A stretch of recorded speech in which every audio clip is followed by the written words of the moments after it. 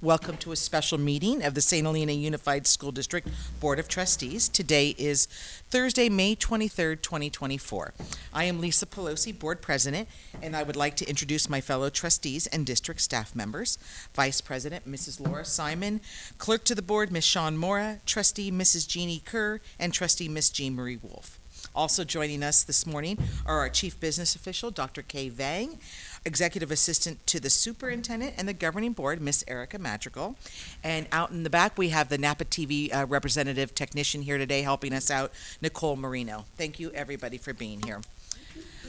Is there a motion to approve the agenda as presented? I'll make that motion. Is there a second? I'll second. Thank you. All those in favor? Aye. Aye. Okay, motion carried. Okay, now if you would join me in the Pledge of Allegiance, please. Pledge allegiance. To the flag of the United States of America and to the republic for which it stands, one nation, under God, indivisible, with liberty and justice for all. Okay, we're going to just jump right into things, and this is item 4A. Just a little bit of background information for those who might be joining us from a streaming perspective. On Friday, March 29th, 2024, St. Helena Unified School District Superintendent Ruben Aurelio submitted his resignation letter effective June 30th, 2024. In response to Mr. Aurelio's resignation, Board President Lisa Pelosi initiated a request for proposals inviting search firms to submit proposals for a superintendent search. President Pelosi received 2 proposals by the May 13th, 2024 RFP deadline. A subcommittee of 2 trustees met on May 15th, 2024 to identify the top 2 firms to invite for an interview. The board will now receive presentations from the search firm finalists and conduct interviews. And so I think the agenda was also posted, but first we're going to be hearing from Education Support Services from 10:05 a.m. to 10:45 a.m., followed by McPherson and Jacobson from 11 a.m. to 11:40 a.m. Everybody has their attachments for the agenda, so with that, I welcome you, Dr. Lovely, Dr. Rutherford. Thank you so much again for being here with us, and welcome, and we'll let you get started. Thank you. Okay, well, good morning, trustees, staff, and anybody else that might be watching us. Thank you so much, first of all, for inviting us to meet with you this morning and share a little bit more about Education Support Services and the opportunity to talk about your superintendent search. We would be very excited to get to work with the district and the board in this important endeavor. So we understand our time frame, so we're going to spend just a few minutes giving a high-level overview of our firm, what we do and we offer, and then we know that the board has some questions for us too. So we look forward to engaging in a dialogue in that Q&A with the trustees. I'm, as board president said, Dr. Suzette Lovely. I'm with my partner, Dr. Gary Rutherford. We're both retired superintendents, former superintendents. We call ourselves rewired because we sometimes don't realize that we're retired, but we love this work, and we're lifelong educators, all of us in our consultant cadre are, and so we love paying it forward. We love continuing to work with schools and districts, and Dr. Rutherford and I love doing searches, so we just really enjoy this work and working with boards. I most recently retired from Carlsbad Unified as superintendent there. Dr. Rutherford retired most recently from Desert Sands, which is out in the Riverside County community. And then also joining us as a third member of our team will be our Northern California representative, Dr. Jose Banda. He retired from Sacramento City. I think 4 or 5 years, Sac City is going through some superintendent things as well. He would be our Spanish-speaking liaison and help us with our Spanish-speaking families as part of the search for support relative to that. But Dr. Rutherford and I would be the primary points of contact, and Dr. Rutherford, if we're selected, would serve as the lead advisor, which would be the liaison to the board president. And and others on the staff. So we know that all the search firms follow a very similar process and are successful at doing this work. So what we want to do is just focus on some of the differentiators, what sets us apart, and it's part of our ESS brand. And I think the first thing that we're very proud of is our concierge level of service and attention. We are very nimble, we are very personalized, and we know from doing searches and talking to boards and other and candidates as well that we go above and beyond. If you want to shift and you want to do something a little different, we'll make changes for you. It's not, we have a proposal and a process, but yet we're very nimble. And I think that's important in this day and age. Things change. Another issue for us, and that's a differentiator, is we have a limited number of search clients at every given time. And this is important for two reasons. It allows us to devote more time to the boards that we're working with. And there's an added safeguard for us as a firm that we're not having the same pool of candidates being presented in multiple searches that we're doing, or that candidates that are recently placed or hired aren't recommended or recruited elsewhere. The larger the firm is, you'll see rotation of the same superintendents maybe moving from district to district. That's important to us to have longevity.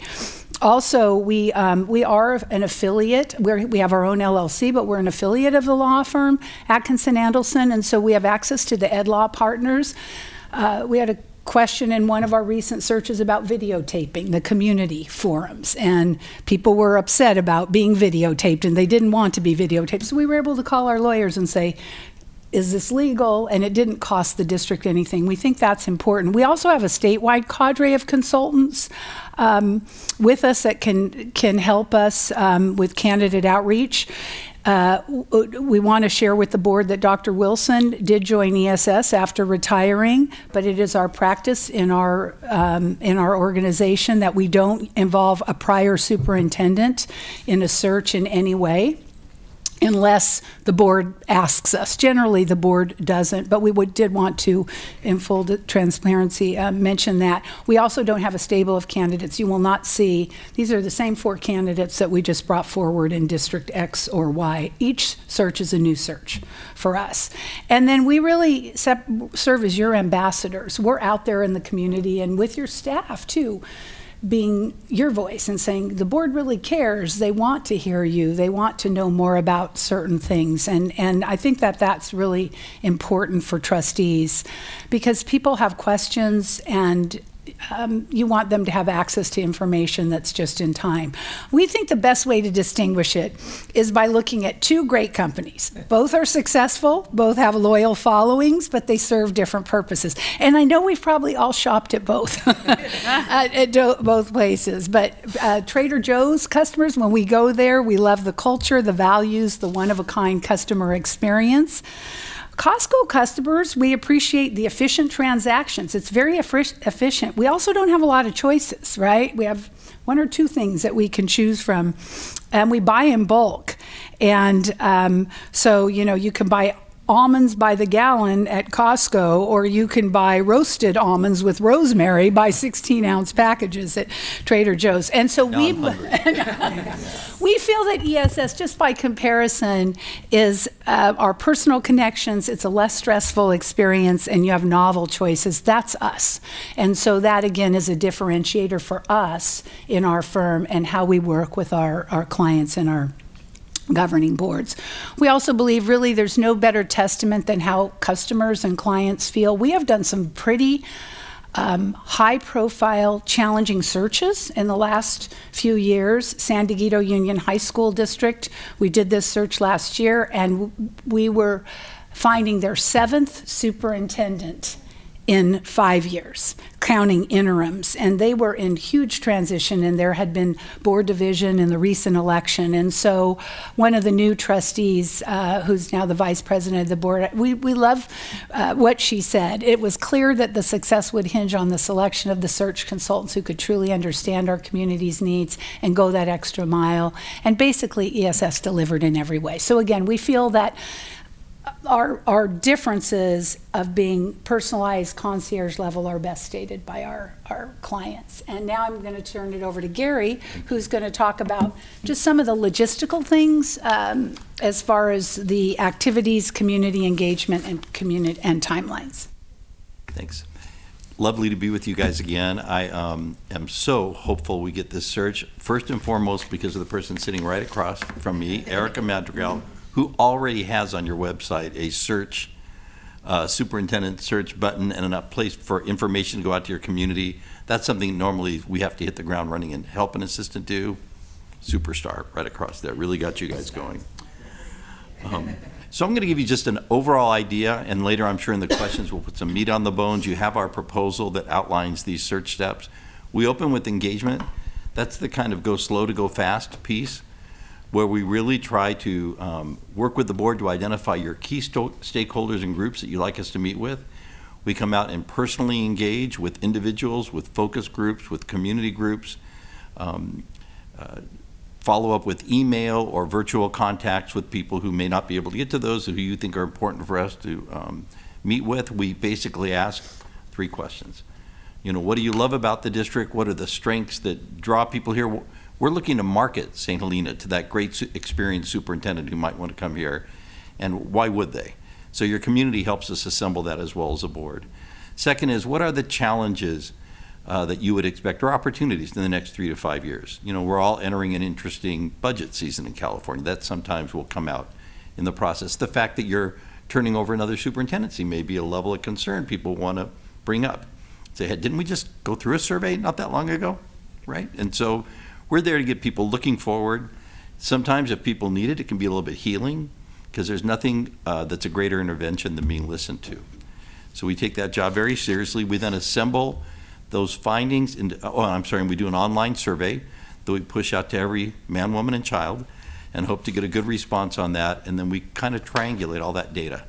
And we come back to you, we develop a leadership profile that we bring back to the board and say, okay, we held up the mirror, we talked to your people, this is what we're seeing will be a good fit for you. And what that person needs to know about your district so they can decide if it's a good fit for them. The board looks at that and says green light, or let's tweak this here and there. We make sure we've got it tight, and that's our tool for recruiting. That's our tool for screening applicants and vetting them. That's the board's tool when we get to selections and creating questions. So the leadership profile is a core foundation for the entire search. We develop the timeline as we go into activation.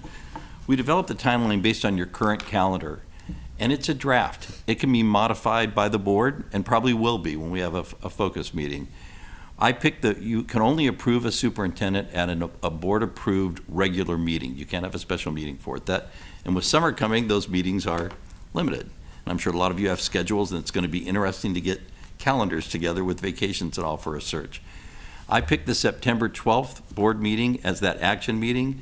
That can be changed. I think the meeting prior to that is August 8th. That would be kind of a rush to get it through by then. So September 12th may be your most realistic date. And the timeline I had would very reasonably do an extensive search, extensive screening, get us in. It's a doable timeline. Again, can be adjusted based on board preferences or needs. We would, the activation phase. So we post in the major platforms for posting are EdJoin and EdCal. We have had a very good luck. The candidate pool is getting a little shallower of qualified candidates out there. On the other hand, as Dr. Lovely suggested, November elections bring some interesting changes sometimes, and some people who are great superintendents are finding themselves either moving on by choice or one step ahead of being moved on. And there's some excellent people in that pool. We need to deeply vet and understand if there could be possible fits or potential for you. We use our statewide network of attorneys and consultants to do our vetting. On average, for the candidates that are serious candidates that meet that criteria, we probably call 10 to 12 references per individual to do our vetting. And we call both references that are given to us, they're formal references, and we call people that names they do not know that we know, are blind references and blind appraisals from people that in our network to make sure we can validate the findings we're getting from their references. Yes, thank you. So then we get into the selection phase. So once we've done all that deep work, and believe me, it's we're on the phone a lot, it's a lot of work. We also have our colleagues help us with that work if as needed. We will then develop a tiered list of our recommendations for the board. Tier 1 being those who most closely fit your leadership profile. Tier 2 would be those that fit much of the profile but may have an interesting or a history question. Maybe they don't have quite the experience the board was looking for. So based on your criteria, we might tier 2 them. Tier 3 would be those who apply who really don't fit the leadership profile or have had recent controversy or challenge in their current position that would not be a good fit for St. Helena. That information is a conversation starter. It's not terminal. We give the board the opportunity to review every single application file, whether it is tier 1, tier 2, or tier 3. And there are times when the board will say, we kind of are interested in this tier 2 person. We think that could be a wild card. Let's see them. And that person is included. Similarly, the board may recognize a name in a tier 1 and say, we get it. We kind of are familiar with that person, not a good fit for us. So we don't bring you a prescribed list that you must interview from. We go to you, and that's a part of that concierge level service, is you tell us who to interview. We then help you craft the interview questions. We use that leadership profile and what we've learned about you and the district. We give you a list of questions that in a meeting we'll go through them and change them, tweak them, modify them to make them fit you, and then we guide the actual selection process, meeting with the candidates, scheduling them to come in and see you.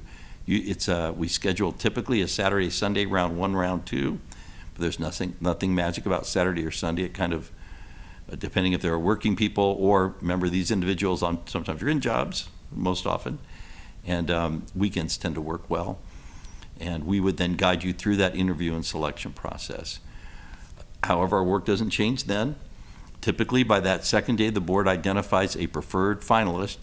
We then work with your district legal counsel to craft the contract, to make sure the agreements are understood. We kind of give the candidate as much information as we can ahead of time so that we don't run into a problem with the candidate not being willing to accept the parameters the board has set for compensation. We try to weed those people out, not waste your time. Once that they are completed, the board takes action to approve that candidate. We then provide as a part of our contract what we call a transition meeting. We'll come back and facilitate a session with the board that really is just kind of an induction. What did we learn about this process? What does the board really want to make clear to the candidate? What does the candidate really, or your new superintendent, really want to make clear to you about their expectations? And that's kind of our little warranty of getting things off on a good foot. That completes our formal work with your district in terms of the selection process. We are available to do additional consulting or support, coaching, evaluation. Sometimes boards will hire us back to take them through the first evaluation. Those services will be negotiated separately. Go ahead, your next one. Okay. And then in closing, Dr. Lovely mentioned that we're your ambassadors. And I'll give you an example. Just yesterday, I just finished a search in El Segundo. It'll be on the agenda this Thursday. I called back the candidates who were not selected, the finalists, who had been in other candidate selection processes with other firms, and said, can you help me understand how were you treated as a client? Give me some feedback. Did you feel supported? Did you feel like we were helping you put your best foot forward? What can we learn about your experience as a candidate? We want these people to walk in here and give their very best to you, and we want them to feel supported, not exaggerate their capabilities, but show you the best of what they have to offer. And so this is one of our candidates placed in Central who found that we were great resources throughout our experience. That happened to be a search that Dr. Lovely and I did, and that we took her through the entire process, including her transition, and that you can be assured of our professionalism. We understand that we are your ambassadors, and your brand is lived out through us in many cases. So we're going to conclude just with, we like artifacts, so we're going to conclude with just a little short video that encapsulates what we have shared, and we know we're at our time. Erica's helping us with it. Okay. Among the smiles and the sticky notes, there was collaboration at this town hall forum on the campus of San Dieguito Academy last night. These are parents, teachers, and members of the community who have something to say about who should be the next superintendent of the San Diego Union High School District. What are the qualities, characteristics, experience that you think the perfect candidate needs to possess? Gary Rutherford is an advisor with the consulting firm hired by the new Board of Trustees to identify qualified candidates for the superintendent job. This is the first step, collecting input from the district stakeholders, working next to each other, exchanging opinions and concerns. This way, a good start to let parents give their opinion and also know each other, and as long as they can really get our point. Teachers working with students and keeping politics out of the classroom. That is what I would like a superintendent to be able to bring us back to. Do I have a motion to approve the agenda? There are now 3 new members on the San Diego School Board, elected last November. They led the decision to hire the consulting firm for the current superintendent search. This board is very much focused on supporting the good work at the school sites, seeing how we can be supportive and not take away from the good works of the students and teachers by creating these sideshows, I'll call them. Thank you, Erica. So now we're ready for questions and answers from trustees. I'm sure that was an interesting search to see. I will say most media do not come to our focus group I was meetings. going to say, yeah, that's saying something in itself.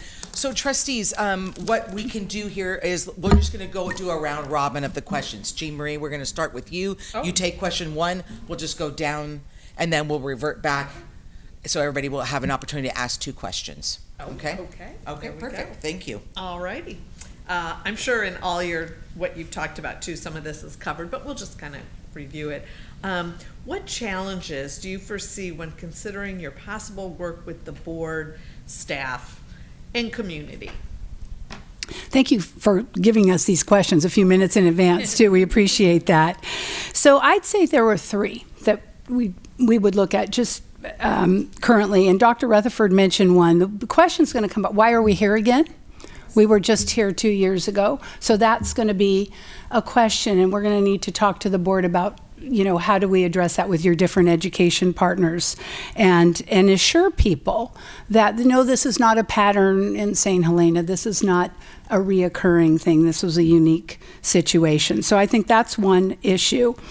I think the second issue is going to be if we follow this timeline, either way, you're not going to have someone in place on July 1, obviously. And so the board's going to need, I'm sure you're thinking about having an interim or that transition time. To have a current sitting superintendent that becomes your candidate potentially, remember, they're in a contract somewhere else. And they have different language in their contract, which might be we must give the board 45 days notice to get out of our contract. So I think it could be a challenge. The second challenge could be someone being released from their current contract. A current assistant superintendent is also under contract. Sometimes it'll say must give the district 18 months notice or can be released with mutual consent. So that we need to be thinking about because the start date matters. And then the third thing, and this is less of a challenge, but it's unique. We have 2 trustees up for re-election. Every other cycle, there is going to be a set of new trustees up for re-election. This is an election year, so candidates are going to want to know. It's not the board majority, so that's a positive. In some cases, we have board majorities up for re-election, but candidates are going to want to know what consistency, is the board that hires me going to be the same board that's evaluating me and working with me next year. Now, candidates know that there's no guarantee of what happens in an election, but they're going to want to know, are the 2 trustees up for re-election committed to running again? What's the political climate? I would say those 3 things. Thank you. Thank you. Are you confident? Are you confident in your ability to meet the timeline you proposed?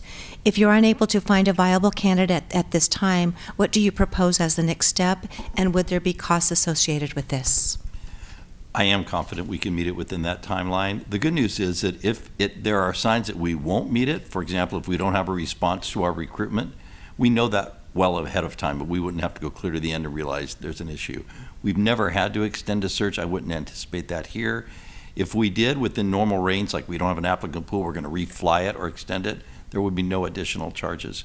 If the board changed its scope in some dramatic way and wanted us to do a fresh recruitment, there could be some publication expenses and such that we definitely talk to you about, I would imagine. But that would be a surprise to me. Mhm.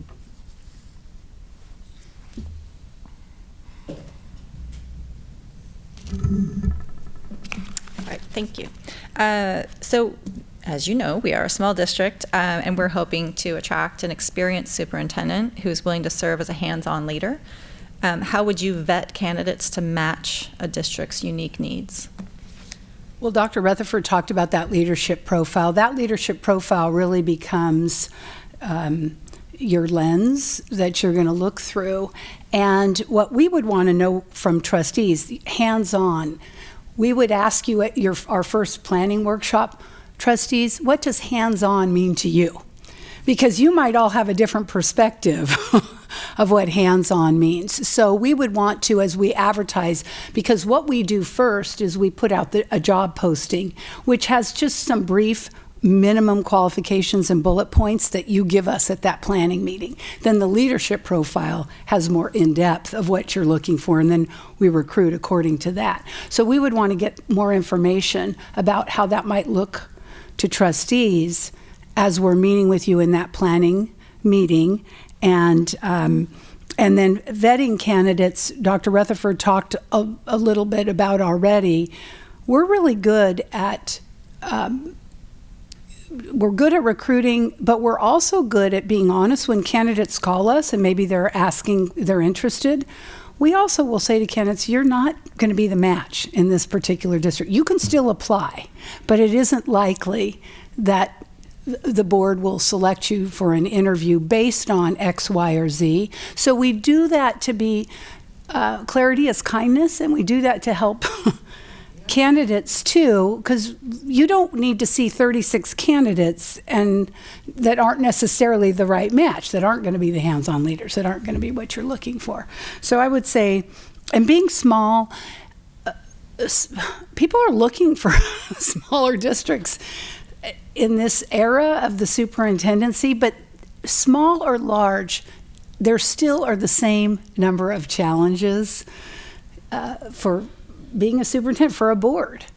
You talk to 5-member boards that are in large districts or small districts, you still face the same challenges. So I don't think the size of it is going to be the challenge.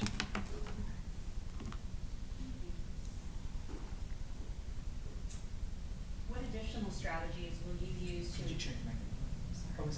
I thought it was. Thank you. What additional strategies will you use to ensure all school community members are confident that their voices have been heard and valued throughout the search process? Do you have a bilingual consultant available? Yes. And so we've hit on the bilingual consultant piece. Part of what we'll do when we meet in that planning meeting is have you help us craft what extensive outreach looks like in St. Helena, who the pocket populations are that you want to get to that may not be the usual suspects that will show up at a community meeting. We reach out, we push out aggressively the online survey. So there really is 100% potential for everyone to access very simply to having their voice be heard. In our meetings, I think it's about manner. You saw a little bit of the structuring devices we use in that case because there was a large turnout. We divided them in small groups of tables, gave them Post-it notes. Before they shared out, they went to groups at charts and they kind of charted what the strengths, opportunities, and characteristics were. So they had a chance to talk to each other, and we did those random groups because there were people with very conflicting ideologies in that room. And for them to get together at charts and find out their common ground, they all wanted the same thing. They, at the end of the day, they wanted a good, honest person who listened to them and was visible and responsive. And that was a part of for them, I think it was a bit of a breakthrough in bringing us to a place where they were ready to support.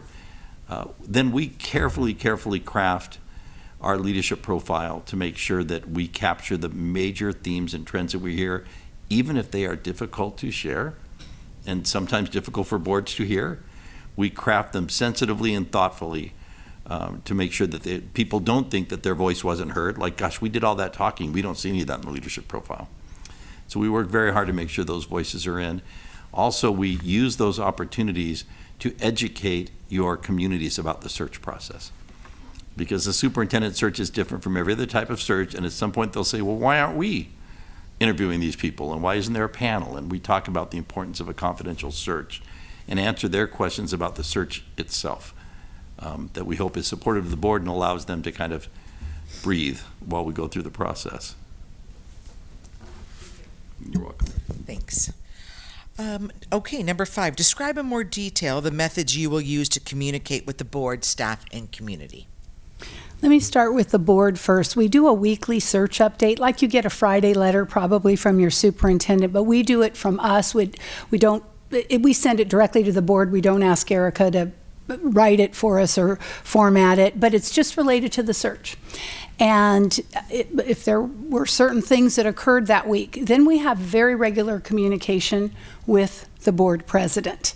And we talk to the board. If there's an unusual circumstance that might occur, because you can't have a board meeting and call you all together, but we'll want to tell all of you. And maybe we don't want to put it in the weekly update because it's somewhat confidential, because anything we send to you could become a subject of a Public Records Act request.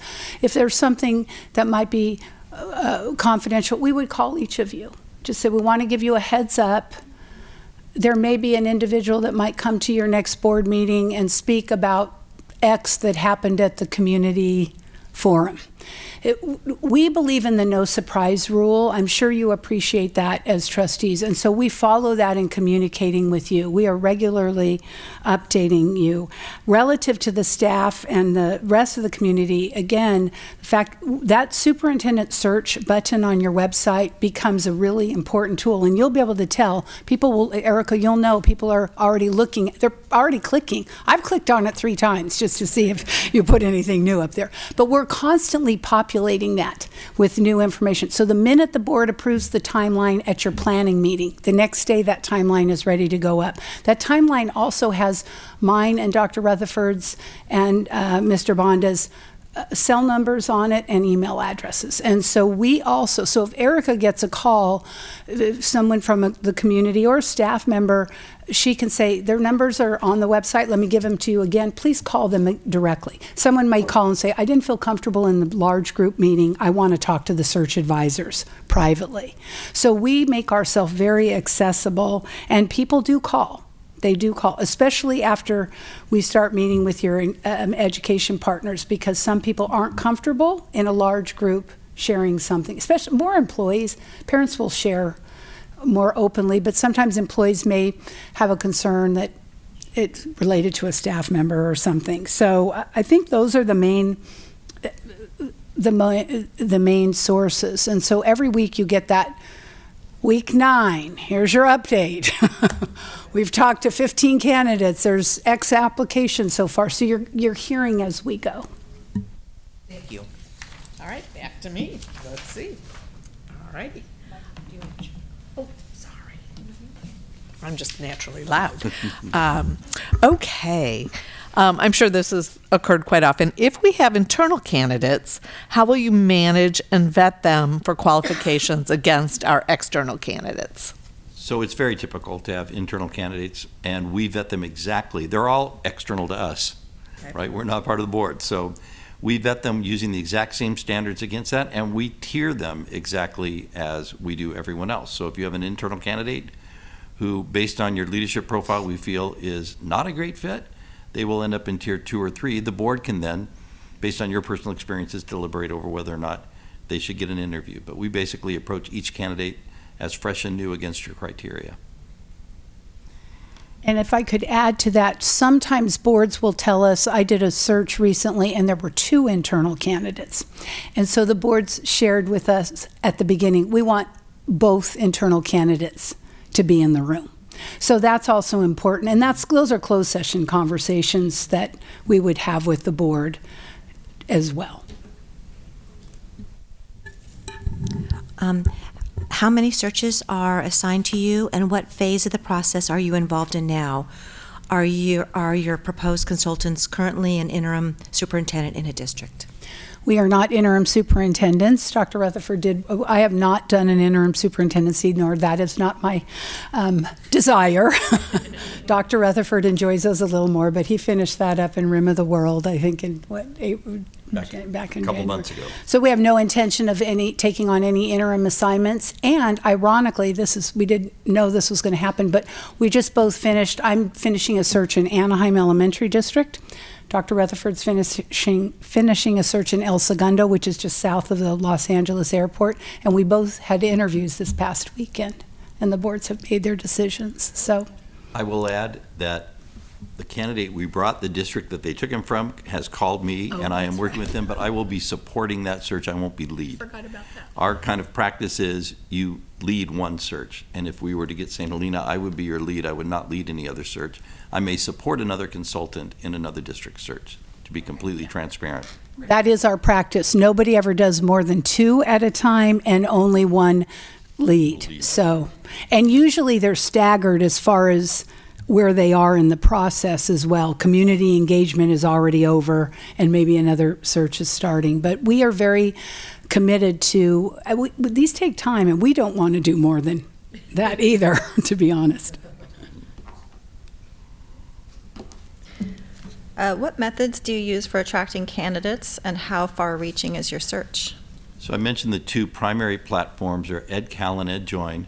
In addition, we will, again, in our planning meeting, talk with the board. Are there other platforms? Both of those, by the way, are national platforms. They happen to be based in California, but they have national reach for any candidate seeking a superintendent's job.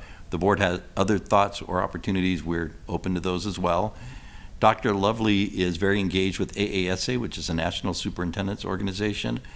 I am an advocate with AXA, which is California Administrators Association, have a statewide network there. And Dr. Banda is involved in CALSA, which has a large outreach among Hispanic leaders, or Latino leaders. So I think in those platforms, we'll be able to get you a good array of candidates.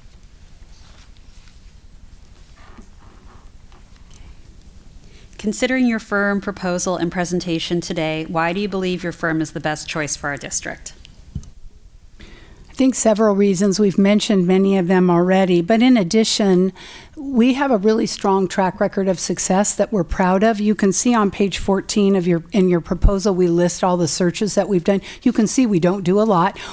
Over time, we have gotten requests to do more. We do not do more. I'd say 6 to 10 searches a year. And you can also see the type of districts we work with, lots of variety. We work with basic aid districts, community funded districts such as St. Helena. We've worked with large, small, medium-sized districts. And our track record of success and successful placements is very high. We have very little attrition. You can see the few people that have not stayed for, more than 2 years. A couple of them have been politically driven because the board changed, but we're really proud of that. And so I think that distinguishes us from some of our competitors. Thank you. Is there anything else you would like us to know regarding your proposal that we have not asked you or was not part of your presentation? You've been very thorough in your questions. I feel like we've gotten everything out that you might need to know, so we would be open to entertaining. Is there anything that you like clarification on, or any additional questions? And just close with how much we are ready to get started on this. Time's a-wasting, so we would be very anxious to meet with the board and get that focus going should we be fortunate enough to be selected. Okay, great. Thank you so much. Trustees, and then Dr. Vang may actually have some clarifying questions as well. If you do, you're welcome to ask. But trustees, anything else you would like to follow up on and ask additionally? I have a question. Oh, go ahead. Nope. Okay. You talked about during community engagement, the online survey, putting that out there.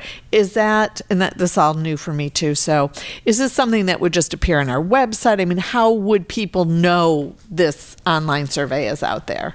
So it's in English and Spanish, and we would work with Erica very likely and your communications team. Typically it is pushed out through whatever parent portal you use. Okay. The actual link, it's very simple. You click on it, takes 5 minutes to complete. In addition, we push it out to all your key stakeholders and any other maybe external audiences that you may have on a list of people you or your kind of key communicators, press release, and then reminders along the way. And we don't want anyone to say they missed that opportunity. Oh, and I should say all employees, every single employee. And since you're a high school district, we often ask that they send it to the high school students as well. And by the way, in those key stakeholder groups that we meet with, we have met with student allies and student leadership groups. Those are kind of the most fun sessions we have to collect information from your students as well. So thank you very much. So my question is kind of relates to what your answer is. So I'm looking at the engagement phase, and I'm just thinking as far as the engagement phase, I can certainly see an online survey, going out. Pretty much during the summertime here, people are pretty much like, we're done. We don't want to feel engaged right now. So what's your thought about that? Because it might be challenging during the summer to get a nice rounded responses to online surveys, and possibly community forums not being able to hold those. And we should have mentioned that more in question 1 about the challenges we foresee. Your timing coming into summer break is not ideal. And so we need to work with the board on that, and your timeline. How is that going to look? Because we don't know how many employees are going to respond when they get a survey on July 1. And we need to talk about that with the board and your timeline, and for recruitment purposes and community engagement. Look at your school calendar.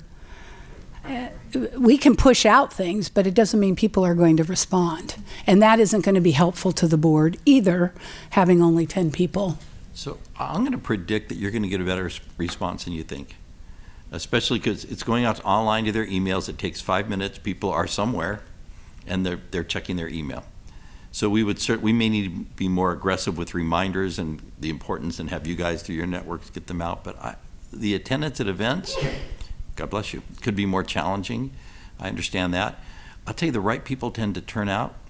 And we've had events during the middle of the school year. We've pushed out every man, woman, and child in a district, and we'll get 6 or 7 people. So even in the middle of a school year, you aren't always guaranteed at a full house. I'm not sure. They also just completed, it's been the last 2 years. I have not seen the results of that survey. Maybe there's information in there that would be helpful. The world hasn't changed that much in 2 years. That some of that data could be woven in and looked at to see if it's either confirming or new perceptions.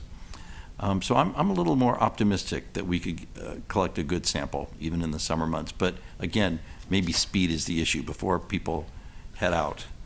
The sooner the better. And if I could add, people are so used to virtual. Virtual, we do get more, people giving opportunities. People, even in that community forum that you saw, there were 35 people in that, and that was a lot. That was a big turnout. That was a big turnout. Yeah. So virtual is good.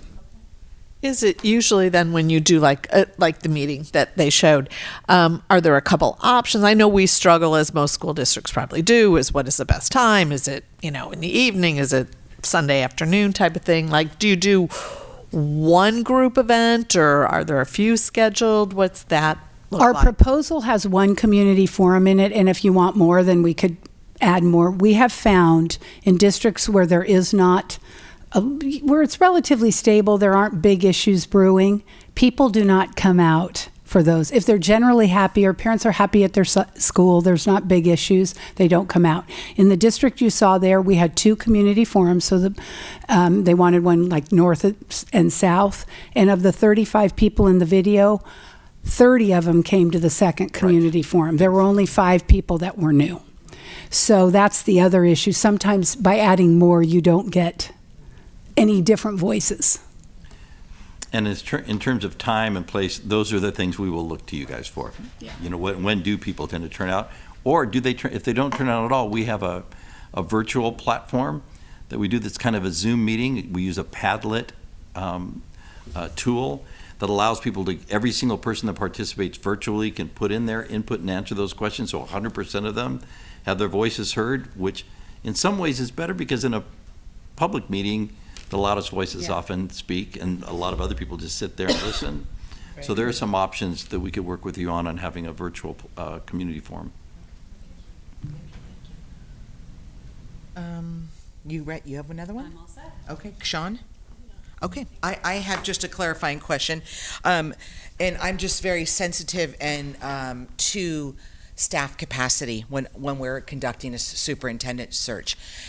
In particular, to our rock star Erica Madrigal.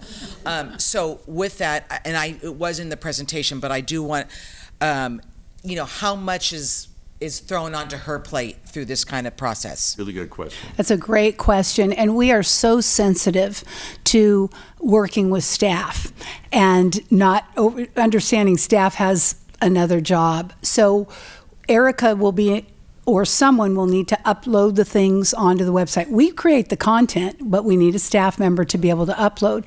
Having access to your emails to be able to send out an online survey. We pay someone to create the survey. We have it in English and Spanish. She gets the links and then would send them directly to Erica, and then she tabulates all the data. So Erica wouldn't be taking the survey results. So those, I'd say staff time, we may need, I know Kay, you're CBO, but in HR, we need someone to help us just set up the EdJoin account. There has to be a password protected EdJoin account that we just see. That takes maybe 10 minutes. We really work hard. Erica, there will be work in setting up the board meetings. The hardest work is getting board member schedules together for those special meetings, but she's so used to that. It's just more to be aware because we're also going to be entering the start of a school year. Yes. And that is an extremely busy time. And as you well know, our staff wears many hats for a small district. So I want to just make sure that we're all mindful President Pelosi, I think if I can help with this too.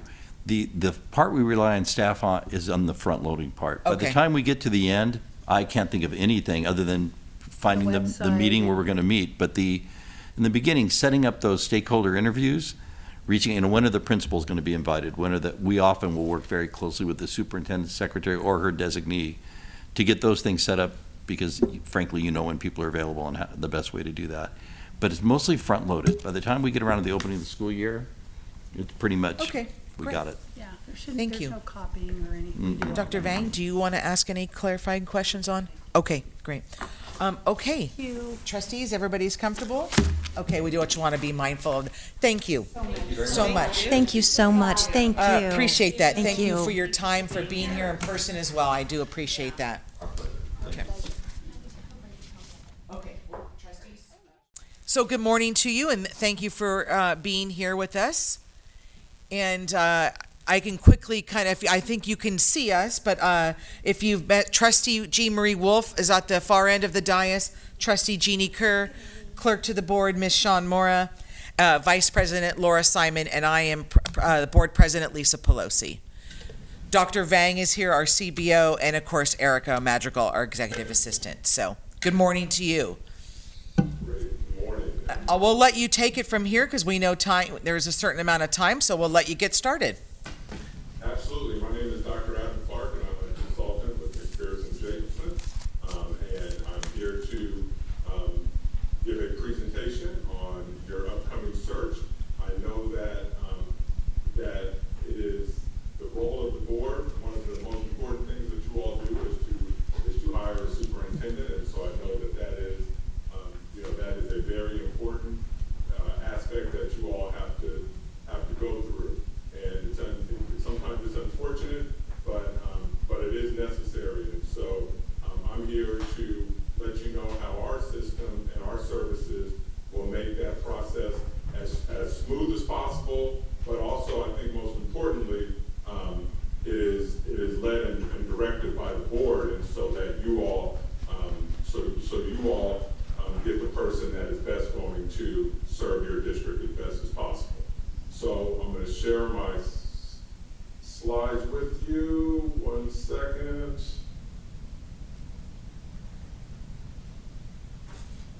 Okay.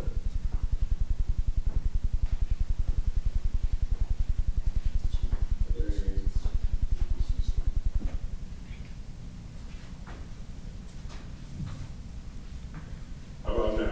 Can you see that? Yep, we got it. Yes. Okay, perfect. So that My partner who couldn't be with us today is Ms. Nicole Anderson. She is also a search consultant and has done extensive searches throughout California for McPherson Jacobson. So again, we're a leading national search firm. We have a national network, and as it says here, our leaders are very are very committed and have been with the firm for quite some time. We really are dedicated to ensuring that each student in your district has a high quality education, and our mission really is to search for quality leaders who can ensure that every student is being exposed to that educational excellence. We do not hire superintendents. We represent the board, and we only serve you board members, and what your desire is. We do not have a stable of candidates that we are bringing before you or that we're going to advocate for. We are here to find out the characteristics and the needs of your district, and then to cast a very wide net, and then to go through a process that's going to help you identify the person who will best represent your district. We have our recruitment rates are there. 80% of our placements are in for the past 5 years. Over 50% have been there for the past 10 years, and 40% for the past 15 years. We're very proud of that. We have a five-phase process. This search will not exceed 17,500. And so as I kind of go through the phases, these are what are included. 4 weeks of advertising in EdCal, 60 days of advertising on EdJoin, online stakeholder input surveys, video interviews if you like. We're going to do criminal and financial background services, and then we also have some office expenses that are tied into that initial fee. Here's our 5-phase search, which I'm going to go through each one of them, but this is an overview of that. And so first of all, in phase 1 is that the consultants, myself and Mrs. Anderson, will work with you to identify what the desirable characteristics that you all are looking for. We'll establish a timeline. Some timelines, sometimes there's more time to go through the search, to run the ads, to do the recruitment, and sometimes we're on a much more expedited timeline.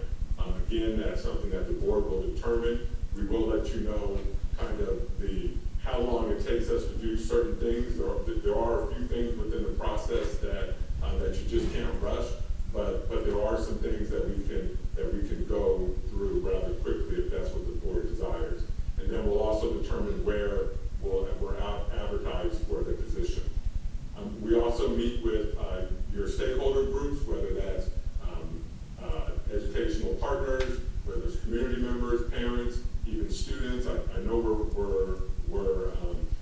getting into summer, so students may not be an opportunity, but we do meet with your stakeholders. We will develop an announcement, and we'll advertise the position. Those words will come directly from you all about the unique needs of your district. This isn't a template or anything that we put out there. We literally come out and work with the board. We find exactly the many of the key words that you want, in a leader, and we will actively recruit applicants and keep them informed of the process. And then our phase 3, as we collect applications, we'll read and evaluate every single application that comes in. We will do sort of light reference checks on all of them, like light research, and then on the ones that closely resemble the characteristics and skills that you all have identified, we will then go really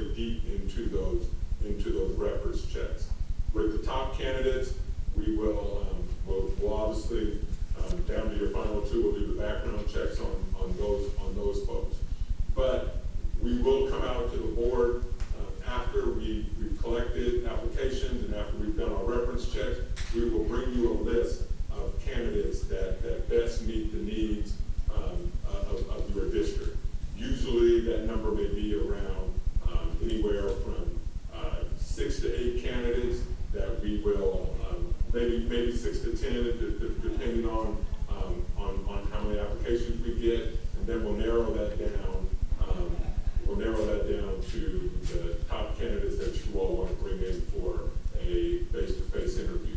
We'll work with the board on developing the questions. We do have a bank of hundreds of questions that we kind of work from, so we're not creating questions from scratch.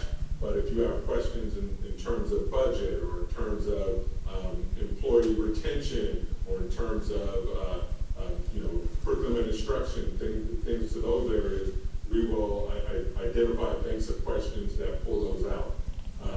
The board will help us create the questions, and then we'll make sure that we notify all applicants that are not selected to come in for a formal interview. Then we'll go over however you guys want the interview to take place, whether that's just a traditional interview style, or if you want to coordinate meetings beforehand. Some boards may want to do a dinner with candidates, may want to do some sort of visit, may want to do a video, have candidates respond to video prompts or whatnot. But we will narrow that down to a handful of candidates to bring in for those final interviews. An example would be, we could interview, say, on a Saturday and Sunday. You could interview, first round on Saturday, final rounds on Sunday, and go from there.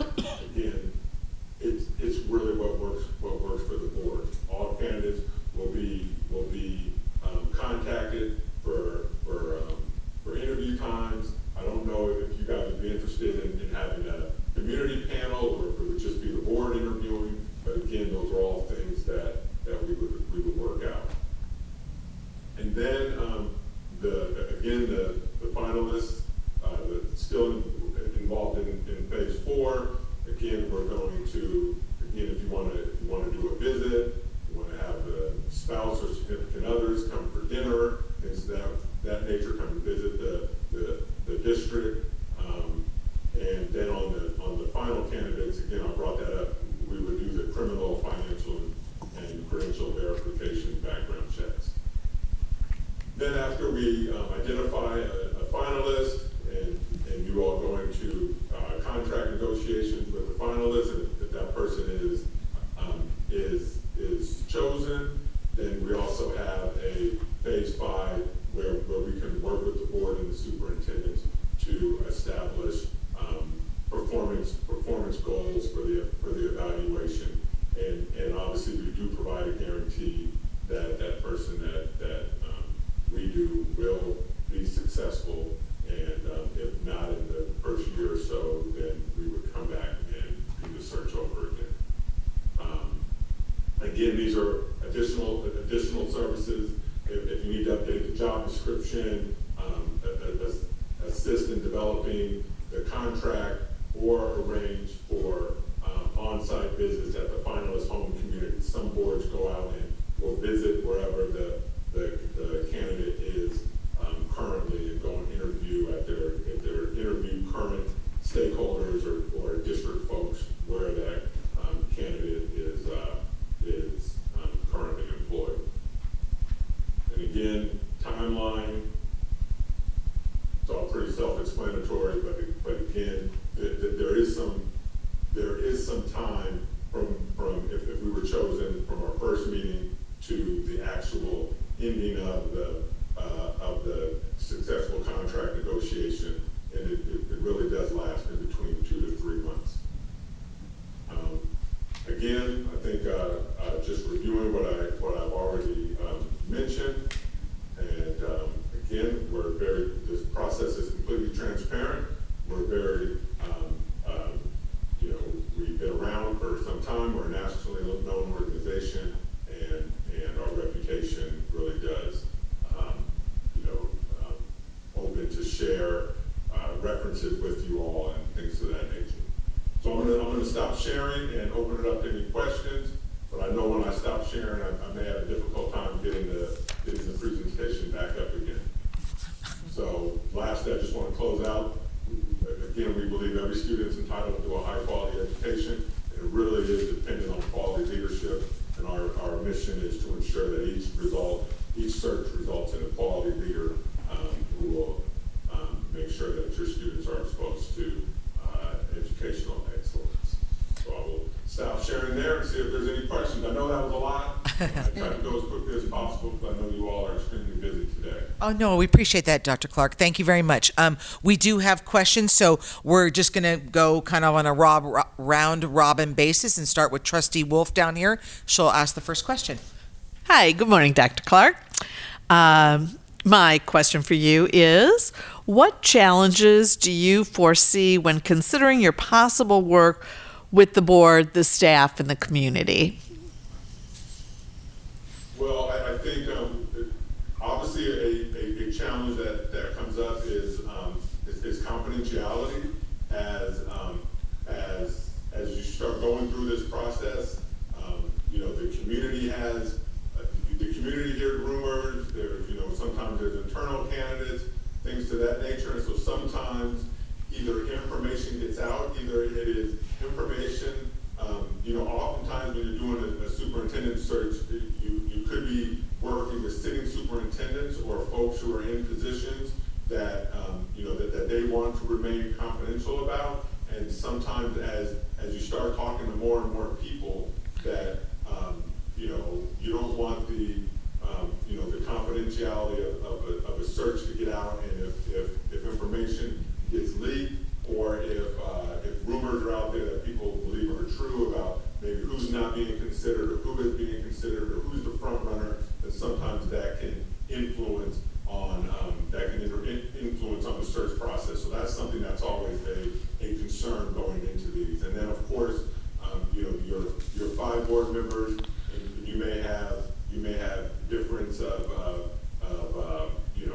opinions in terms of qualities or needs of the district. And then lastly, during this process, sometimes as you're seeking input and feedback about the performance of a district, sometimes not so great things are shared, and sometimes that can be embarrassing for some, or can be some information that's not the greatest to hear.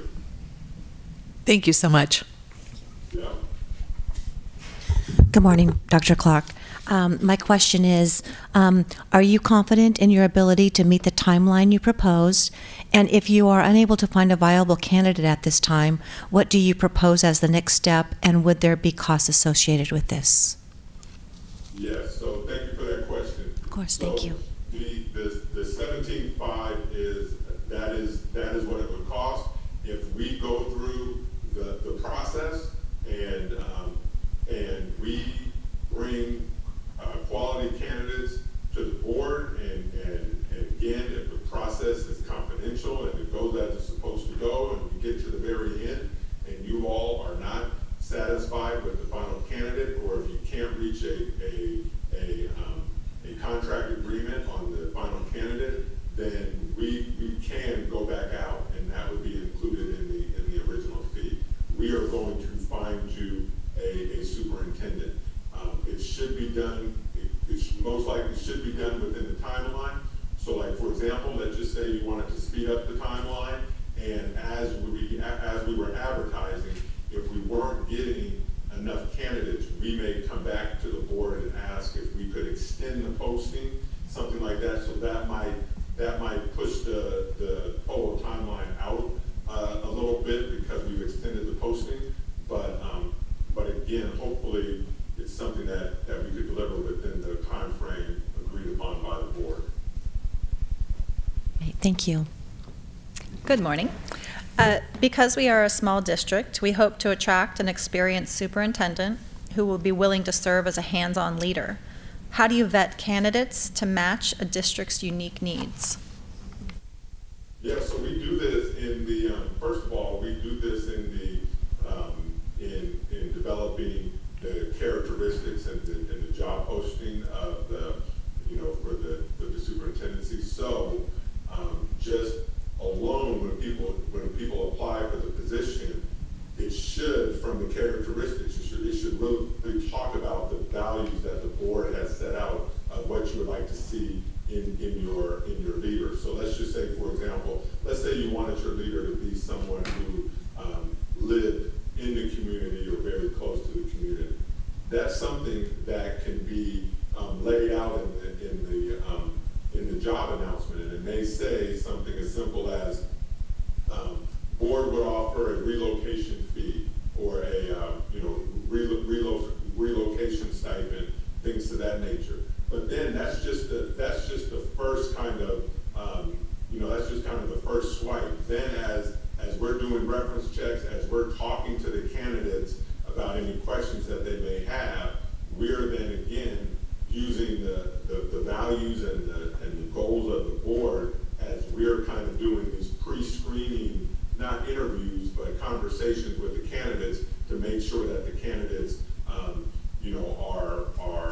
are lining up with what you all want. Like again, where you're located, like again, that's a beautiful area, but if a candidate, sometimes you get candidates, you just see the posting and just start applying, and then once we're talking it through, they may envision themselves working in real close to a metropolitan area or in a metropolitan area, and then we would kind of work those things through. Or if a candidate expects to have a huge support staff and doesn't understand that you all are a small district and that it's really all hands on deck to get things done, you're not going to have a whole team of folks to do some of the work there, then that will help identify the folks who are best going to be boots on the ground, hands-on, very personable, and working individually with the school sites, students, teachers, stakeholders, and whatnot. So we would vet that through. Thank you. Yeah. What additional strategies will you use to ensure all school community members are confident that their voices have been heard and valued throughout the search process? Do you have a bilingual consultant available? Thank you for that question. So what we do is, just to make sure that we have every single voice heard, we put out an anonymous survey. We can put that out in many different languages. We are again, I do searches in California, so clearly in California we have multiple languages being spoken. So then we send out the surveys, we post it on your website, we give it to staff if they want to blast it out in newsletters or whatnot. People respond, and then we take all of their responses and we put it into a stakeholder feedback book that we provide hard copies to the board and to whoever you want, but then we also post the link on our website, and you can also post it on your district website so that your stakeholders could actually go through and see the survey and they could see the responses that they gave. Although there's a lot of, there's some lighter scale questions, there's almost every question has a box where they can put in specific information that really meets their particular concerns or their desires, and that way your stakeholders can see that their words were heard and were actually memorialized in this book or in this packet that we provide for the district with all the stakeholder feedback. And then when we do our interviews with community members and staff and whatnot, verbatim, pretty much, we do take out identifying names. We do put verbatim in the feedback sections.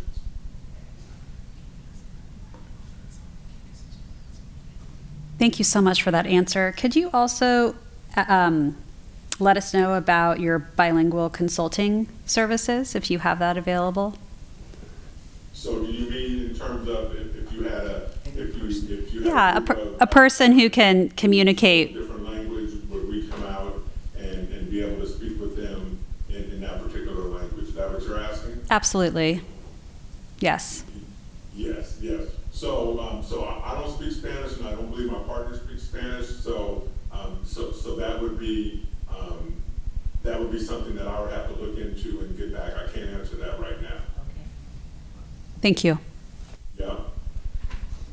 Okay. The next question, if you could describe in more detail the methods you would use to communicate with the board, staff, and the community. So we communicate with the board president, as you know. So whoever the board president, and also with the with more than likely it would be the administrative assistant in the superintendent's office now, and so for example, if we need to schedule a special meeting to come out and review questions, we would communicate with that person. As we communicate with the board president, it may be in speaking about the need to schedule a upcoming special meeting to go over to go over some items that may come up, identifying the questions. However, with any information that's given that is sent is going to be sent to all 5 of the board members in terms of, hey, here goes the list of questions. I want all 5 board members have access to pick 3 questions. So those types of updates would be shared with all the board. As we need maybe announcements for a community engagement activity or something, we would send that to the executive assistant, who would then post that either on the website or through whatever mechanism you use to communicate with staff. So I mean, the types of updates that we would give would be updates involving timeline, updates involving process, updates involving specific dates of things like that. Maybe like the number of applicants. So when the position closes, let's say there were 30 applicants, we would communicate that out to you all, and then you all could share that in whether it's at a board meeting, or whether it's on a newsletter, or whether it's posted on the website under your superintendent search section on your website. That's where that information would go. But we personally wouldn't be communicating with your communities or stakeholders.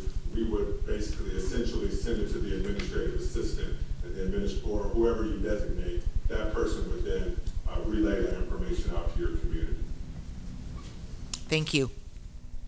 Yeah. Okay, hello again. Back to my turn. So question for you about internal candidates. So if we have internal candidates, how would you manage and vet them for qualifications versus our external candidates? Yeah, so again, we part of our process, we're always going to follow up on references and reference checks. So whether they're internal candidates or external candidates, we're going to follow up on the references. We're going to use our own networks. I'm a current superintendent now. I do this on my own time and whatnot. So I have a lot of connections up and down the state.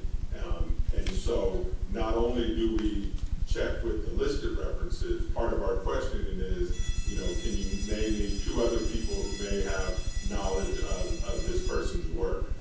So we use that. That then turns into more information. We then reach out to our own contacts in seeing that this person, before they got to your district, worked in another district. We would reach out to contacts at that particular district. But we really would, and then of course we do the online searches. We obviously Google everyone, look at social media, look at those types of things to really get a good picture of what's going on. You may have a candidate, an internal candidate or external candidate, who maybe has a couple years of just 1-year positions or something. And sometimes those are red flags. We could then ask specifically about those particular things, so that as we're coming to you, we're able to say, well, if you look on the resume, it shows 3 years of 3 separate jobs. Well, this is the reason why, and then we try to tell that story, whatever it is, positive or negatively, we want to share that with the board. And so it's the same with internal and external. But again, as I spoke earlier in responding to one of the questions, confidentiality really is key. And so we really limit our communications with the board and with whoever you designate as being our primary contact at the district. Thank you. I hope that answered it. Yes, thank you. Okay, so the next question is, how many searches are assigned to you and your colleague? And what phase of the process are you involved in now? And are your proposed consultants currently an interim superintendent in a district? And you've kind of answered your question, that question already. Okay, Thank you. So because of my schedule, I only get involved in. I mean, I'm not involved in the search now. I just finished one up for a local district, and so this is the only thing I would be working on at this particular time. And my partner has just completed the search that she was working on as well. So I really only want to work on one search at a time, and I only do out of choice just a handful of searches a year because of my schedule. Thank you. And I'm not an interim superintendent, nor is my partner. I'm a permanent superintendent, but not interim. Thank you. So what methods do you use for attracting the candidates, and how far-reaching is your search? Yeah, so again, I think that the first part is in that job description that we developed together. So that is going to go onto our website, and it's also going to get blasted out to our network. Now, the way that people join our network is when they apply for a position, they go into our database. So all of those people get an email and announcement of the job. Also, we blast that out to districts around, because again, oftentimes it may not be a sitting superintendent, but it may be an assistant superintendent or a chief within a district, and so we send those out to all the districts. And then, of course, locally, we would use EdCal, we would use EdJoin.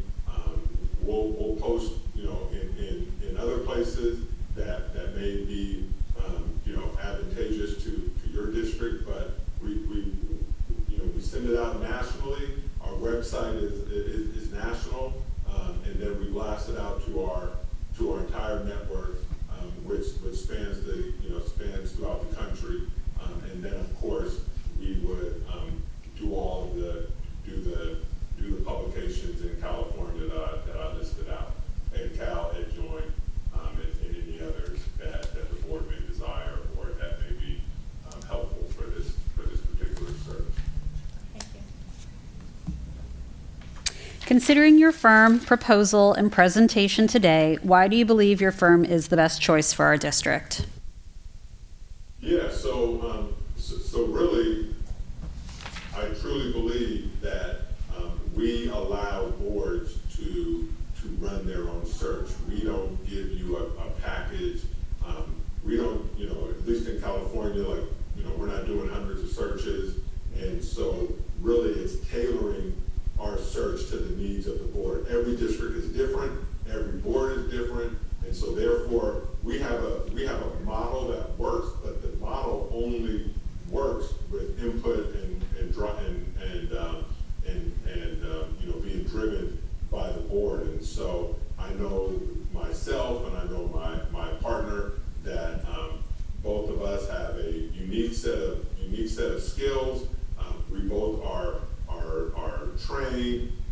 My partner trains, does school board training, so she has an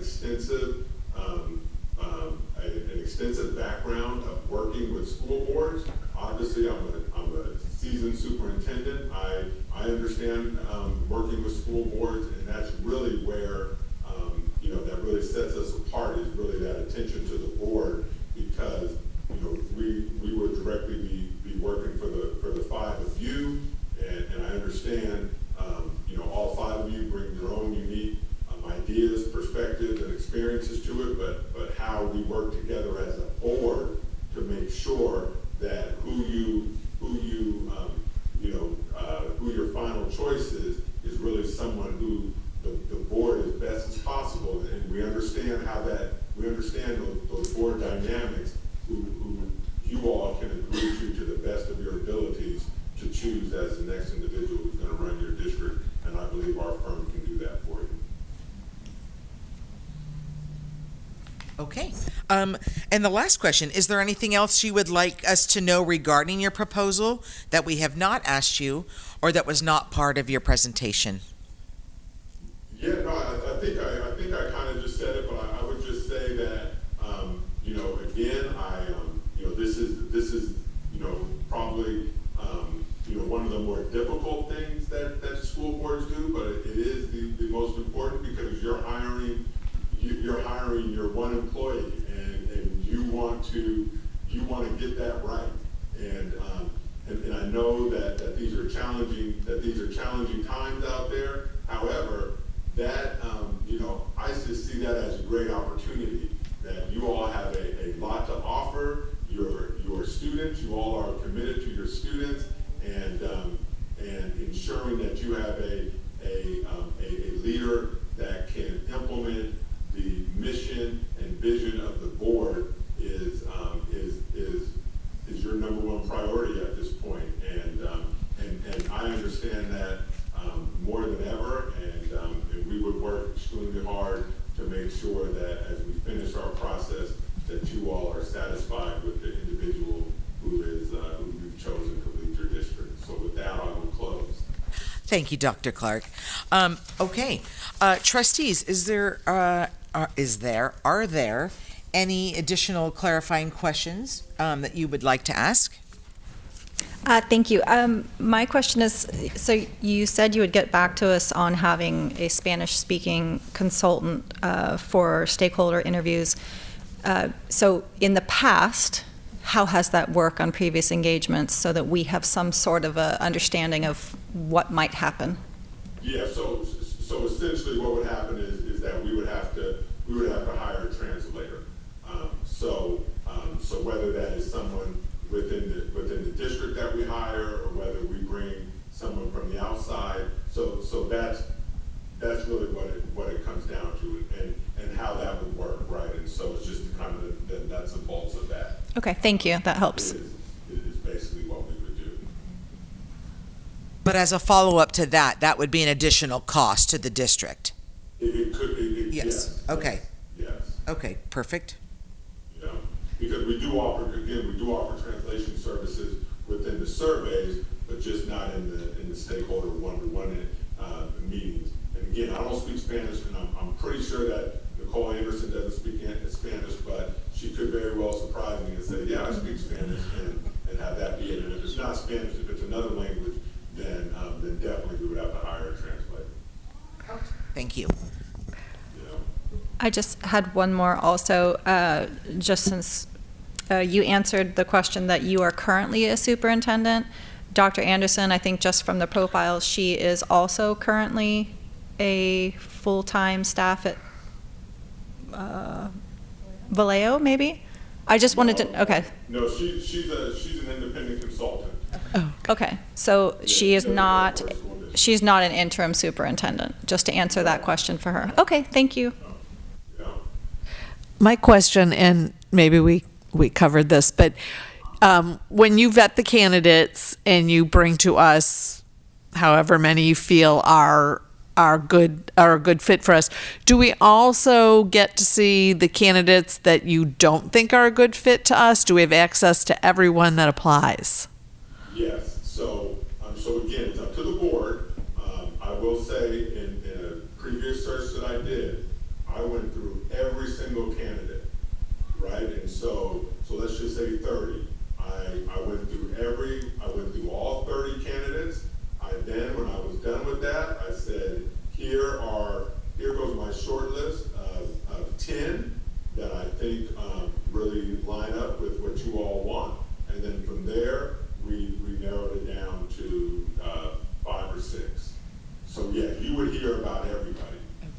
Thank you. Yeah.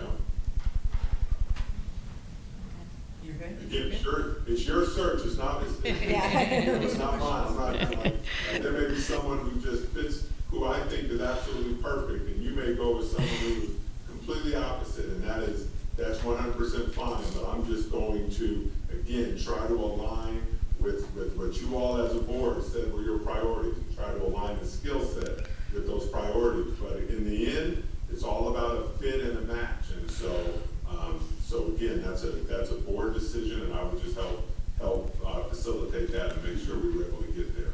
Thank you. We appreciate that. Thank you. Mike, my question involves the access or not access. What kind of admin assistance do you have on your end, and what is going to be required of our executive assistant? As with the timing of this search, we are a district where our staff wears a lot of hats, and we've got the start of a school year ahead of us, and so I want to be clear on what the expectation is, particularly to our executive assistant, versus what kind of admin assistance you have. Beautiful. That's a great question. And as someone who knows, I wouldn't want to drop something in my admin. I know better to drop something in my admin assistant's lap without being very clear on it. So we do have a home office that handles all the advertisements and things of that nature. What we would be asking your admin assistant to do is to communicate with the board when it comes to like scheduling meetings. So we're gonna have to schedule a meeting, or we're gonna have to get on an agenda to go over characteristics of the candidate, right? So that's what we would have your admin assistant do. Let's say we got down to interviews. We would need your admin assistant to secure a location within the district, or however that would be, right? If we're coming in on a Saturday and Sunday, we would need the admin assistant to facilitate getting the staff to come open the building, things of that nature. If we're going to be interviewing all day, then we're going to need lunch, and we're going to need refreshments for the board. So the admin assistant would do that. If I were going to meet with all of your classified and certificated employees, I would need your admin assistant, or whoever you designate the admin assistant, to send the email that I provide her or him. And I'm assuming. Yeah. Yes. So I would provide the email, they would send it out, they have all the contacts, I don't have that. They would not be running copies, they would not be proofreading advertisements or anything. All that's handled on our side. Our side, we do the copies for all the interview questions, all the resumes, all that stuff is done on our end. So really the admin assistant is just that facilitator between the district where we just don't have access to certain things.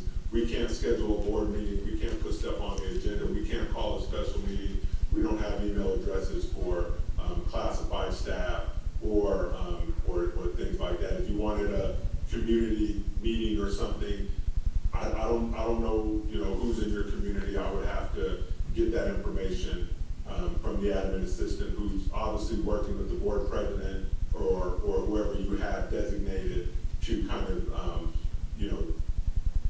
I would say do the duties of the superintendent, but would really leave those folks out because of confidentiality, but basically the liaison between us and the board. Okay. Does that make sense? Did Yeah. I answer that? Yes, that's helpful. Thank you so much. And I had one last clarifying question, and I think it could have been my misunderstanding, but when you were talking about, like, in the candidate interview process phase of things, that if the board wanted a community panel in the interview process, but I don't think that's allowable. Is that allowable? Yeah. Oh. We just have to tell them. Okay. Because, yeah, I mean, the last search I did had a community panel. Okay. So that is allowable. They signed a confidentiality agreement. Okay. Okay. It does, it does open it up to more people. And the reason why, it's just kind of like I explained before, someone mentioned before, a sitting superintendent. A sitting superintendent, is going to be reluctant to apply to a job if they're in good standing with their board they don't want to necessarily get out. In most superintendent contracts, they have to let their board know if they're a finalist, but they don't necessarily got to let their board know if they've applied or if they're even coming in for a first interview. Some contracts are a little different. Okay. But community panel is allowable. Okay, great. Thank you so much for answering that. Dr. Vang, she's our CBO here. She may have some questions about contract clarification, and it looks like she does, so I'm going to let her take the microphone. Okay, good. Hi, Dr. Clark. How are you? Doing well. Good. So as I'm looking through the packet here, I just had a couple of questions. I believe it states here that if there are additional stakeholder input days, there's an additional fee. There could be additional fees. Do you have a breakdown of what it may cost for those additional days? So if there's additional days and in-person stakeholder candidates, things that would be charged would be, and again, I'm working off one computer now, so I don't have the contract right in front of me, but you would account for mileage, to come out there and do it, and there may be some sort of fee within the hundreds of dollars. We're not talking, huge amounts, but there may be like a daily fee or an hourly fee for that, but definitely mileage is put in there. Okay, thank you for that. And then for the online surveys, am I safe to assume that those surveys will be in English and Spanish? And then if there are any additional languages, then there will be an additional charge? Or is it just in English? Additional charge, I believe, if you send me a list, we want it in, say, English, Spanish, Vietnamese, and Filipino, we would provide that. I don't believe that there's an additional charge for that. Okay, because in the contract it says, depending on the languages selected for the surveys, there may be an additional fee charged for translating the results of the survey. Yeah, I think that may be included if there were languages that, again, the ones I just named are pretty common. Maybe if there were some languages that weren't that common, but I guess I can't 100% answer that, but I don't believe so.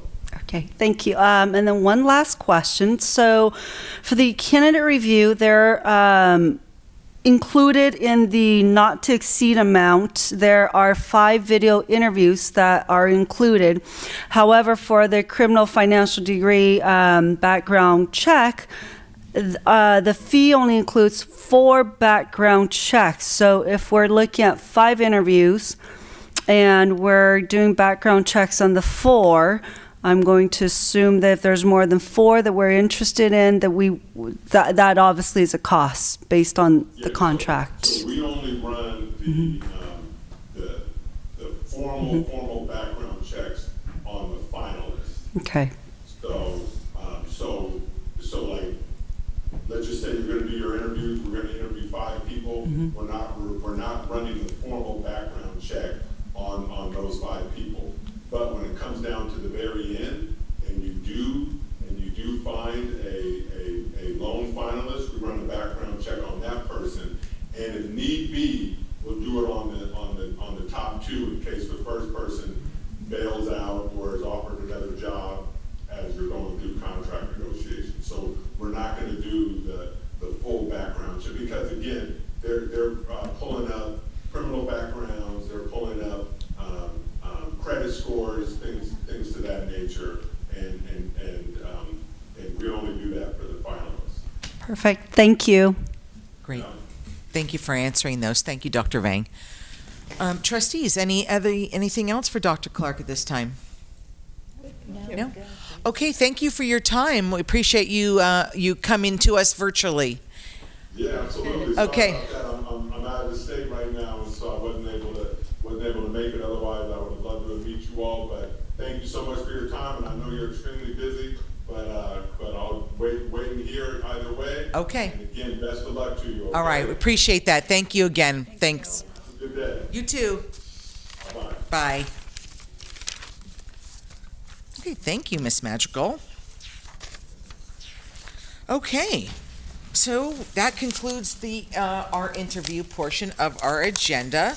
So we are now on to 4B, which is the review and consideration of approval of a contract with the superintendent search firm.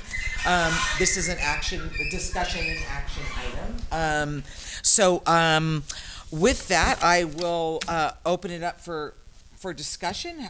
Somebody can jump in and make a motion, or however you'd like to do it, but I will just open it up to start with that. Okay, we'll give Erica just a moment so that we're not, so that people can hear us. And we're gonna add some WD-40 onto Erica's shopping list. You know what they say about a squeaky wheel, so Yeah, there you go. exactly. Okay. All right.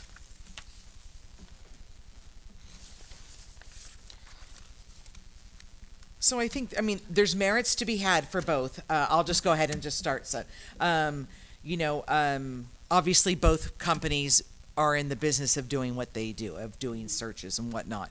I think it does come down to fit of what we feel is a better fit for our small school district. And I'm going to just stop there and allow people to just weigh in on the discussion.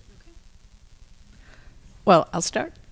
I just made some notes. I felt that ESS really did their homework, and I was impressed with that. They knew who we were. They knew when people were on the board, when people were going off the board. And I think, to me, that's important, that they were very prepared with that, and they knew that's all part of the dynamic of what's going to work. I just made a few notes. I like their tier system. I like the way they divided people, and we're free to make changes, but they definitely put them in what they thought was top, middle, what would work. And I agree, there may be someone that they don't think works, but we do, so I like that.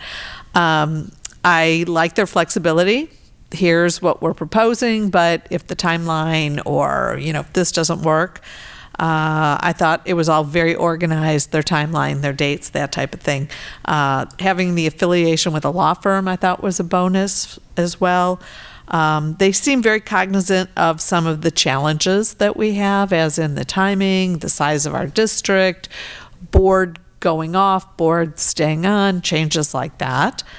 I was really impressed with all of their connections. Like they said, well, we'll throw this out to EdJoin and EdCal and a whole bunch of other acronyms that I could not repeat right now. The CCS and I'm like, So I thought that was really impressive. I like that they follow up and stay with it. Like once they're hired, at least there's one more meeting. Let's talk about, how things are going to work. Like I said, I was just really impressed that they did their homework. I thought Dr. Clark was great. I felt like there were just a lot of more generalizations in their presentation. And I also think having a consultant that is bilingual, bicultural would be a huge bonus for us as well in dealing with ESS. So that's my opinion. Great. Yes. Thank you. Anyone else? Okay. So thank you, Trustee Wolf. I agree with what Trustee Wolf has presented to us. I know that our last the last time that we did this, it came down to the bilingual translator as well. And I think that by actually having a consultant that is bilingual, I think that is I think that that's very key. Yes. Very much so. Very excellent summary.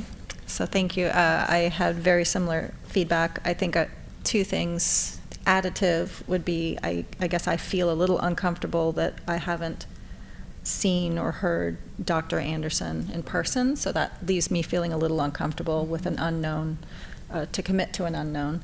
And then the reference checks, I guess I would also just add in that they closely align to everything we've heard today from ESS, just as an additive piece. So that was it. You mean, the reference checks for ESS? Correct. Okay, thank you. Okay, that's okay. Yeah, thank you for bringing that up. I was going to share that. So thank you. Looking at ESS, I also appreciate how they said they would educate the community members about our search process. I love how they're bringing everyone on board and up to date with the process, so we really can come together as a community and just, really understand the process together. And I also appreciated how they said in those live meetings how they would create random grouping perhaps due to conflicting ideology, to find some common ground. So I really, really think that their process for gathering community members is just as thoughtful as the candidates that they hope to vet for our district. And with McPherson and Jacobson, really nice presentation today from Dr. Clark. I really would have liked to have met, I believe, Dr. Anderson as well. That's definitely, unfortunately, a negative for me when considering them as a firm. And also that Dr. Clark, I'm sure he's very good at what he does, but that he is currently a superintendent full-time was also a little concerning to me at this time. Thank you. Thank you. Okay, so that's nice when I get to go last because I can ditto a lot of things. But I do want to very much in agreement with that it's unfortunate that Nicole was not here. Because she is listed as the lead consultant as well. And it is very hard to buy into that when you haven't met the person who would be your lead. And it also is a little concerning to me that Dr. Clark has really only been a consultant for maybe less than 2 years as well with McPherson and Jacobson. So I feel very strongly that a bilingual presence on a search firm is crucial for our district. So that is for sure something that pushes me in the direction of ESS. And my sense is because of the size of their firm, that it is more concierge style. I feel like we're going to be truly more guided with a hands-on approach. That was just a feeling I got. Maybe it's the benefit of having two people in front of us. I don't know if that's the case, but I do feel like they were better prepared in knowing who we are as a district. And so that was important to me. And then the only other thing that was a little bit concerning to me is how Dr. Clark kept bringing up confidentiality. So it made me leery of that's just not something that's been my experience to be a overriding challenge is confidentiality. So I'm going to knock on wood because that is never really heard that being as a challenge. I think they both were very honest in their responses about the timing. I think we have to be very realistic about that because, June is here. So, and I appreciated them both acknowledging that that's what we're up against. So, and again, I concur with what pretty much all of you have said as well. So, if there's any other additional commentary at that point, you can add that. Otherwise, somebody can put forth a motion on what you would like to do. I just want to quickly say that I really appreciated their flexibility, both of the firms' flexibility, just because of our starting point right now. Yes, absolutely. So I just wanted to say that. And I probably didn't read all the fine print in the contracts, but if a candidate travels here, is that the cost of the recruiting firm? Like if someone came from Chicago and wanted to interview, or is that the candidate's expense? How does it work in this? I know that's not, but that wouldn't ever come onto our plate. Dr. Vang? Sorry about that. So as I'm looking at the contract for McPherson, it does say that the amount that's listed in the contract, it does not include interview expenses for the candidates. So that leads me to believe that if there are any expenses incurred on the candidate's behalf, that cost will be passed down to us. So the contract for McPherson is, when you take a close look at it, at least from my perspective, reading it, it's very baseline. The cost is a baseline, and there are additional, whatever is additional, we will pay for that. That cost will be passed down to the district. So I guess my question with that one would be, would we be obligated to pay for each one of the candidates, say we have 5, or would it be for the candidate that we select at the end that we pay for? I don't have that clarity, that yes. I know, exactly. Yeah, and actually, I had the same questions in looking over the contract. To me, I just felt that was a very bottom number, and that it just goes up from there. If you really look at it and see, like, the brochure, they seem to be really in favor of a brochure in publicizing this open position, and that comes with a cost.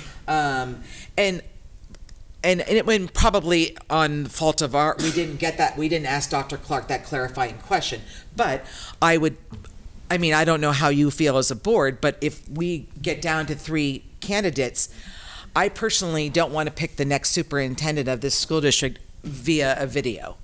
Right. So, so that would mean bringing 3 candidates in here. It's the experience that this board and boards before us have always interviewed candidates in person. So I think, to Dr. Vang's point, that 17.5 is where we start, and it may, it could be another $5,000. It could be another $10,000 if somebody is traveling far.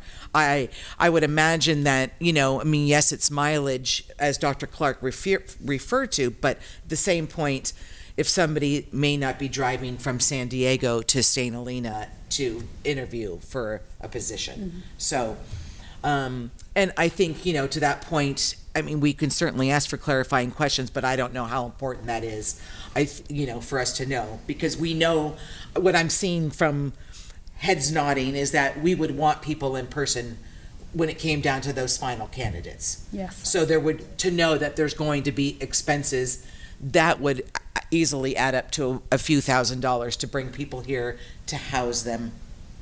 Lodge them, I should say, not house them, to provide lodging for interviews. Because if interviews take a weekend up, we know that that's at least an overnight stay. Right. So, does that make sense, Dr. Vang? Am I speaking accurately? No, that does make sense. And I would also add to that what Trustee Wolf had also mentioned earlier with the ESS contract. There is a phase, the transition phase, that's already included in your cost, whereas in the McPherson, there isn't a cost. There's not a phase that includes that transition phase where possible the candidates gets to meet with the board, and so I would assume that would be an additional cost as well. Right. So just like developing professional goals. It talked about that. If you're doing the apples to apples comparison on that language of the contract, I noticed that as well. Trustee Mora and I, thank you for bringing that up, Dr. Vang, because Trustee Mora and I identified that during the subcommittee process. At first, the prices, the McPherson and Jacobson price looks more appealing, but you're right, it is a baseline price, and there are many add-ons to consider depending on what we want from each phase. So when you think about those add-ons, it can be a similar price in the end. Right. Okay, great. And to that note, I just wanted to also publicly acknowledge the 2 of you for the work that you did as well on this and making those calls, because it's crucial that work is done. So thank you very much for taking that on. Any other questions, comments? No? Okay. So it's up to the 4 of you, somebody to make a motion on what, and see if it gets a second. I make a motion that we select the Education Support Services Group as our search firm for our new search for the superintendent. I got it out there. Okay, that's a correct motion, correct? Okay, great. Is there a second? I would second. Okay. All those in favor say aye? Aye. Aye. Aye. Okay, any opposed? No. Motion carried. Okay. All right. So thank you, trustees. That was lovely. Nice conversation. Dr. Vang, thank you for your research onto that contract and the questions as well. So is there a motion to adjourn the meeting? I'll make a motion to adjourn today's meeting. Is there a second? I'll second. All those in favor? Aye. Aye. Okay. Motion carried. The meeting has ended at 12:04 p.m. Thank you. Thank you. Nicole, thank you as well.